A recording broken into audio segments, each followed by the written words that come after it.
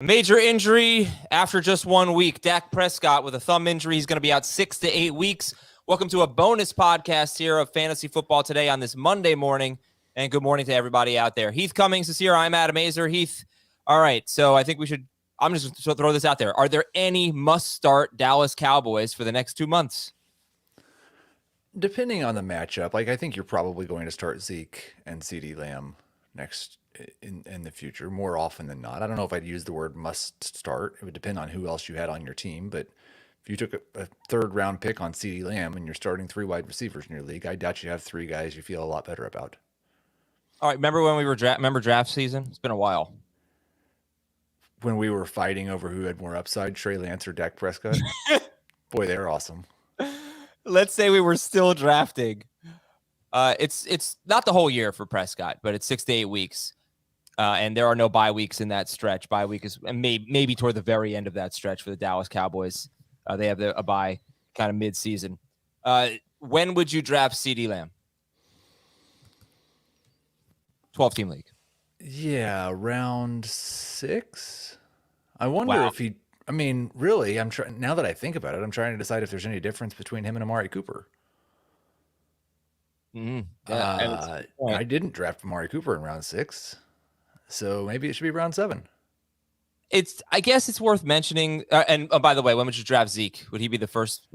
Is he more valuable than Lamb right now? I would think that he's going to be more valuable until Dak returns than Lamb.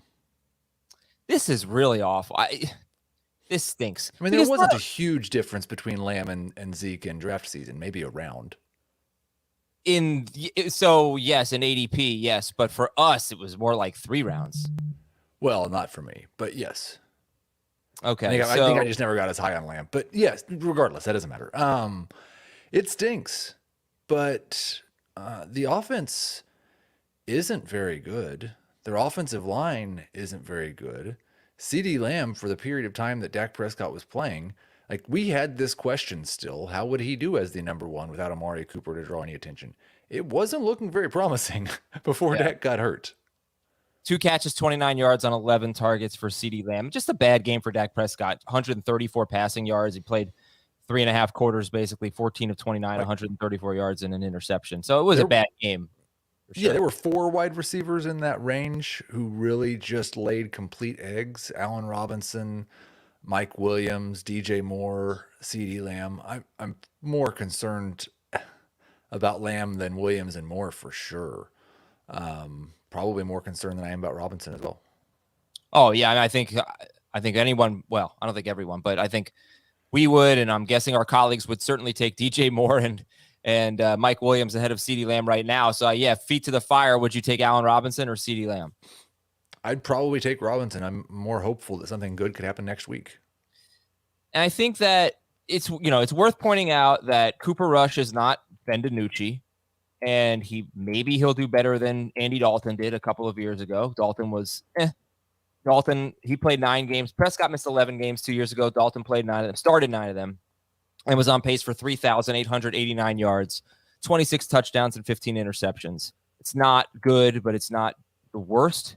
Amari Cooper was the only wide receiver who was, I wouldn't say fantasy relevant, but like kind of a guy that you consider starting every week. He was on pace for 82 catches, 1,066 yards, and 6 touchdowns on 116 targets. It's interesting, though, in 2020, without Dak Prescott, just the games that Dalton started, those 9 games, Lamb, Cooper, and Gallup were all on pace for 110 to 119 targets. And, that's splitting it 3 ways. Maybe they're still going to be really pass happy. And last year, Cooper Rush came in, threw for 325 yards and 2 touchdowns against the Vikings. And Cooper and Lamb both had over 100 yards. Cedric Wilson had 84 yards and a touchdown. Schultz had a bad game, but it was 7 targets.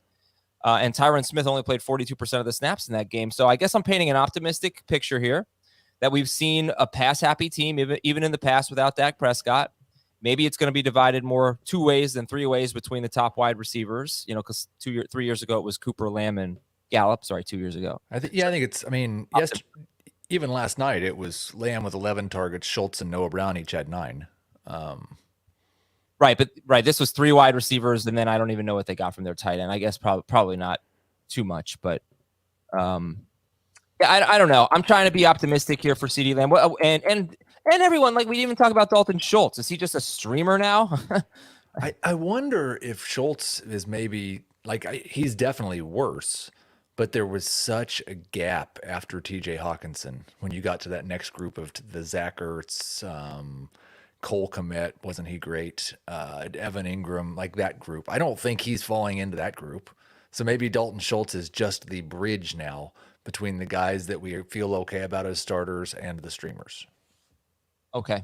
And we'll see, you're just going to hold on to everybody. You're not going to drop Pollard, for example. You're not going to drop Schultz. You're not going to drop any of them.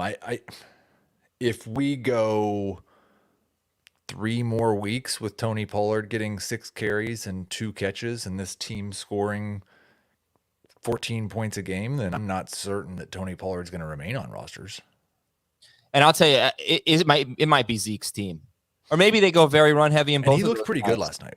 He did look good, didn't he? Yes. 5 yards per carry against the Bucs is no small accomplishment.